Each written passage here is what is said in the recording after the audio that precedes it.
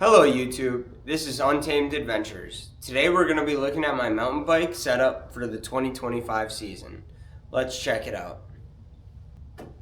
Alright, so for the 2025 season, I'm going to be riding the Giant Fathom 2. This is a bike I purchased last summer. I got it on a slight discount, and it was a pretty good deal. One of the only bikes around $1,000 to have air shocks. It comes with the Giant Crest shocks. Mine have 130 millimeters of travel, and it's a pretty good sweet spot. Personally, on some of the trails around me, I could definitely see myself going with the maybe 100, 110. That might be a little bit better for some of what I'm doing. It's not quite as steep. There's no mountains around me, but that being said, it really handles the descents beautifully, and it does have a lockout feature over here. Unfortunately, there's no switch for it on the handlebar, which is a bummer, but it's a budget mountain bike relatively. So, if you're riding, you can reach down, and it's right on top of the right fork, and you can just twist it, and you can lock it. You can kind of adjust it too, so maybe you don't want the full lock, depending on what kind of climb you've got coming up or whatever it is. You can adjust it to how much you want it to be locked out. So that part's nice. It doesn't fully lock out as well. It's pretty solid, but it does not quite fully lock out. Let's see, the grips too. These are not the standard grips that came on the bike. I didn't love them because when I was gripping them, I felt like I wasn't getting enough grip. My hands seemed to really move a lot on them. I felt like I wasn't slipping off of them, but I didn't feel like I had as much control as I wanted. So I switched over to these P&W loam grips. They were a good, cheap option, and I honestly liked them. Didn't love them though. I'm thinking some new grips this summer. I've been at a couple different shops. I've, kind of tested them out, torqued on them. And the ODI depth grips, I know they're a popular grip, and those are some ones that I'm definitely thinking about getting. If you guys can think of anything or have any suggestions for me in the comments, please let me know. I'm open to anything. Another adjustment I made from the same company, P&W, I saw so many good things about them, so I went with two components of theirs were my pedals. I got the range pedals. They've got pegs on them. I do not ride clipless. I ride clipless on the road, but I just like to be a little bit less attached to my mountain bike. I feel a little bit safer. With the original plastic pedals it came with, for a while there, I was thinking, yep, I'm just going to have to switch it over, go clipless, kind of get over it. But I switched to these, and really I haven't ridden clipless on the mountain. I've ridden it on the road, but it's very, very grippy on the jumps. I feel secure. My foot really locks in there on the rock gardens as well. I mean, when you catch one of these to the shin, it is definitely not fun, but they give you plenty of grip, and you shouldn't be slipping off your pedals, not very much at least. Another thing to pair up with the pedals would be the 510 Freerider Pro shoes. These shoes are absolutely amazing. Let's see if you can see them there. I was riding with regular tennis shoes, and I wasn't quite getting the grip I wanted. Even with the pegs, it was good grip, wasn't great. So I tried out a couple different pairs of shoes. I got one from, I believe, Crank Brothers, a couple different shoes. Didn't love them, and eventually I just saw way too many good reviews online about these, and so I decided to get them. I got them for around $100, I think on like a small sale, and I haven't looked back. The grip on them is just amazing, even with some pretty rough riding. I haven't noticed too much wear on the soles, maybe a little bit here and there, but the rubber that they use is it's such a good, grip to You know, it really is durable as well. It lasts a long time, and they're pretty stiff too. Right? The toe box isn't hard, but right around the toe, very, very stiff. And then even on top and it's a thicker material, so it keeps your foot safe. You're banging against a rock, against a tree, whatever it is, and your toe is not going to get jammed. It's not going to break a toe or anything, but it's still not too intense where, you know, your foot feels like it's in a sauna. I felt like these were the right amount of balance, especially with the trails I'm riding. Like I said before, no mountains, nothing too crazy, but I feel like it gives me the control that I want, the protection I want on the descents, while being light and, you know, somewhat breathable on the ups or the flats or whatever, or just over a long day of riding. Now for the tire setup, we've got the Minion DHF up front.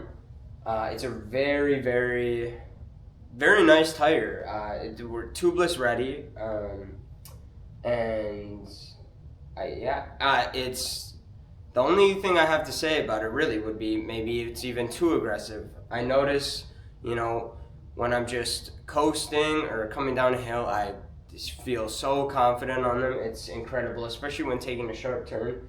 These side knobs are just next level. They give so much grip on the turns, but for what I'm doing, I think maybe a more cross-country focused or somewhere just maybe in the middle might serve me a little bit better, give me a little bit more rolling speed, a little bit less grip. I think I would be fine with that.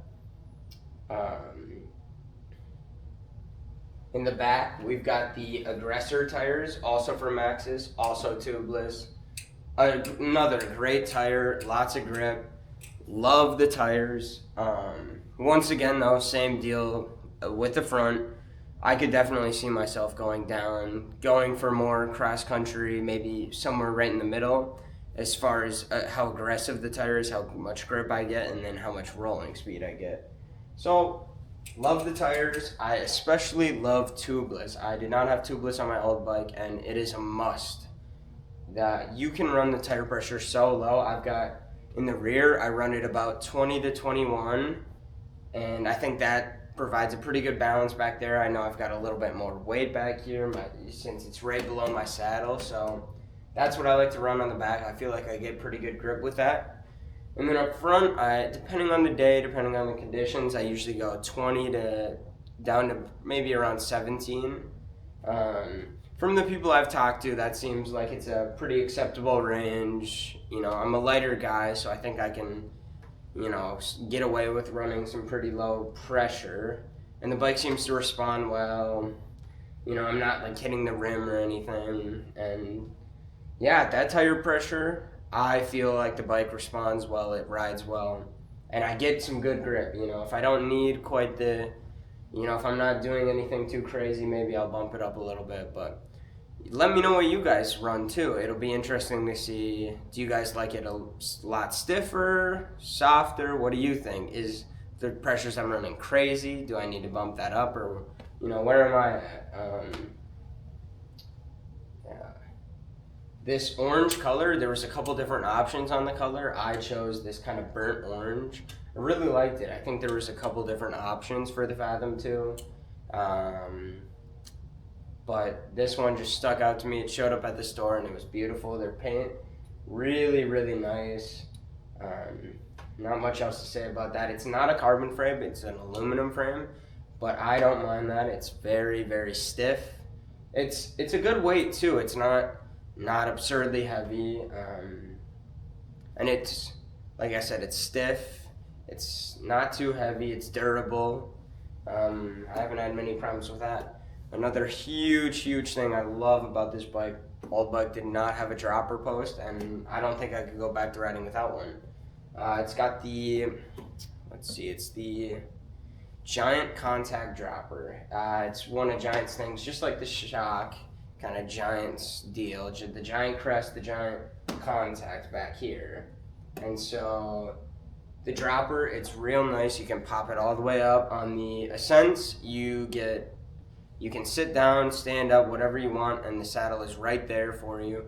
You get your, sitting in the saddle up high, really nice for, a long climb, a long flat, whatever it is. You can really get good power, get good efficiency. You're not having to kind of be in an in-between position, like maybe if you didn't have one. And then once you see the downhill coming, you just drop it down. You kind of use your butt and just sit on it while pushing down on the handle, and it just goes right down and it's just out of your way. And I love the dropper. This dropper too from Giant has worked well. I've had almost no issues with it. I did have a problem where it was slipping a little bit, brought it in, and they replaced something, and it was covered under the warranty, and since then I've had no problems with it, and so I really can't complain about any of the components. I haven't had any problems except for that one, but that was very minor and fixed right away by Giant. Coming back, we've got Shimano Dior. I know it's a pretty entry-level gear set, but it is so nice. I haven't had no problem shifting. It's been very reliable. I've been slamming through the gears, even, while pedaling pretty hard. It's a little rougher, but it's gotten through them all, and I absolutely love it. The Tektro disc brakes are very nice as well. I have no complaints about them. Once again, I don't ride anything too crazy. I'm not going down any mountains. I'm not doing anything nuts. I ride as intensive stuff as there is, so I definitely test them on some pretty crazy downhills. But that being said, I have had no problems with braking power. If they, do as much as I need, a good pull, and they get me stopped as well as I would want to. Especially, with the tire brake setup, I feel very confident descending. I have no complaints. Wouldn't change anything as far as that goes. The Giant Crush shocks, they're great. I don't think I'll be upgrading anytime soon. I know, people like the Rock shocks, people like the dedicated shock brands, whatever one that may be for you, the Fox, the Rock shocks. But I have really enjoyed these. I have no complaints about them. And over the coil shocks, big upgrade. You get a lot of adjustability based on your weight. They kind of set it at the factory recommended pressure, and then you go out and ride them and you say, well, I like them a little bit more, responsive and stiff, like to feel it a little bit more. Maybe you want them a little softer. And so from there, it's just customization, and I really love that. I like how you can kind of get them dialed in to exactly how you want them. And so I absolutely love the air shocks. Big improvement over the coils.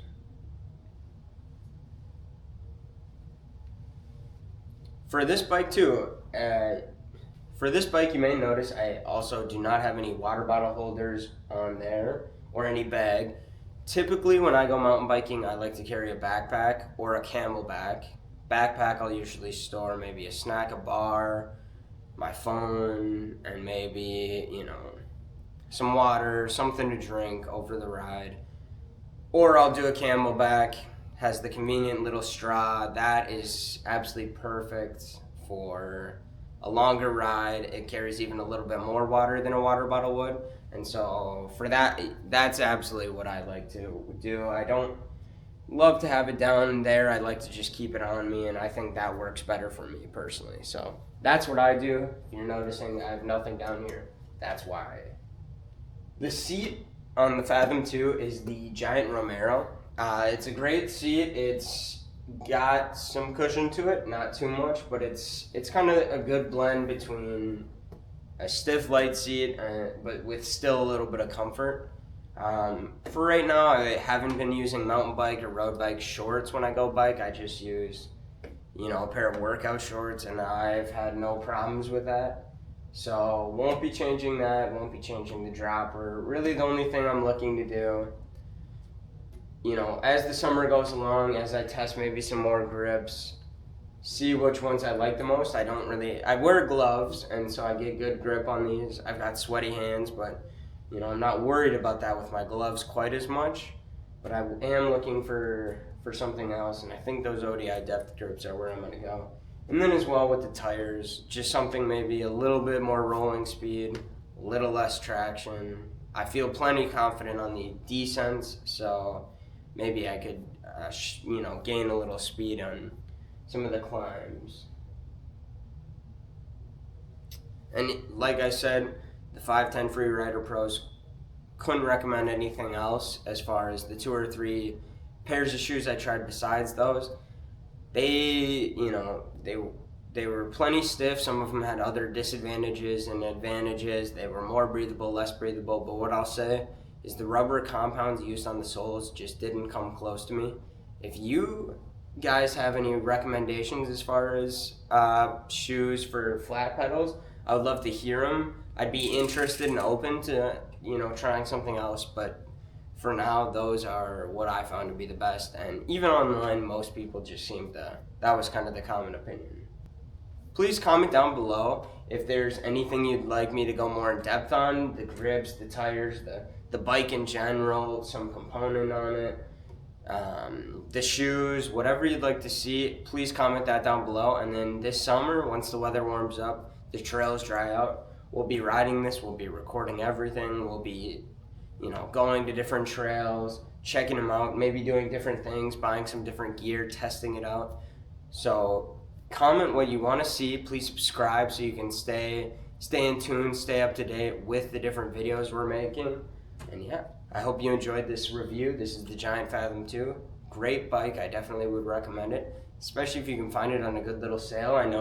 I believe it's a couple years old now. I don't even know if it's actually on Giant's website anymore. So if you can find it on a good deal right around the 1,000 to 1,400 mark, for my experience, amazing bike. Maybe you can find some better components around that price point, but I have nothing to do but recommend this bike. So I hope you enjoyed this video. This is Untamed Adventures, and I can't wait to see you out in the trails.